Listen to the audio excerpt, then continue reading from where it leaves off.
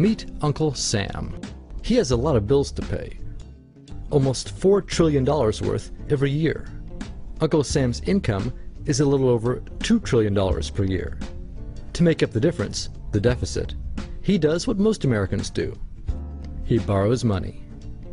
When Uncle Sam takes out a loan, he calls it a bond. Bonds can be held by banks, investors, or even foreign governments. Uncle Sam has to promise to pay interest on these bonds, just as you do on any loan you take out. Ever think about paying your mortgage with your credit card?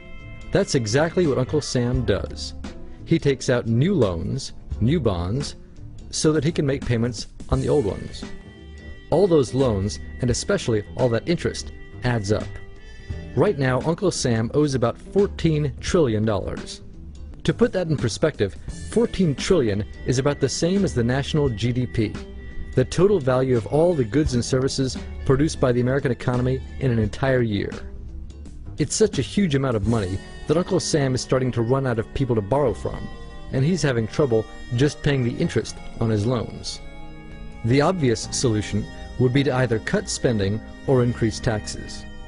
But if he cuts spending, the people that he's spending money on would complain that they don't have money to spend, and that he was hurting the economy. If he tried to raise taxes enough to close this gap, not only would people definitely have less money to spend, he'd probably have riots on his hands. So Uncle Sam chooses the easy way to make money. Just make it. He calls up the Federal Reserve, which is our central bank, and, like magic, dollars are created and deposited in banks all around America.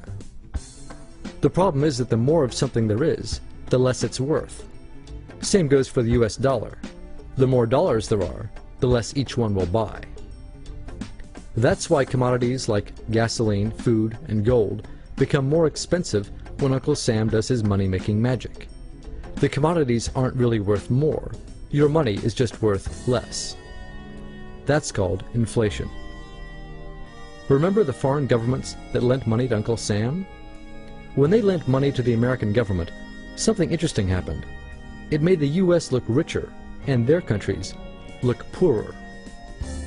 When a country looks poor compared to America, $1 of our money buys a lot of their money. So they can pay their workers only a few pennies a day. With such low labor costs, they can sell their products in America for lower prices than any American manufacturer can. The easiest way for American companies to compete is to move their factories overseas and pay their workers a few pennies a day too. This contributes to a recession. Americans lose their jobs, stop paying taxes, and start collecting government benefits like Medicaid and unemployment. This means that Uncle Sam has even less income and even more expenses. At the same time, the people who still have jobs are desperate to keep them, so they tend to do more work but not to get paid anymore. When your dollars are worth less and you're not earning more of them, that's called stagflation. And this is why Uncle Sam is in a catch-22. He can't raise taxes or cut spending without making the recession worse.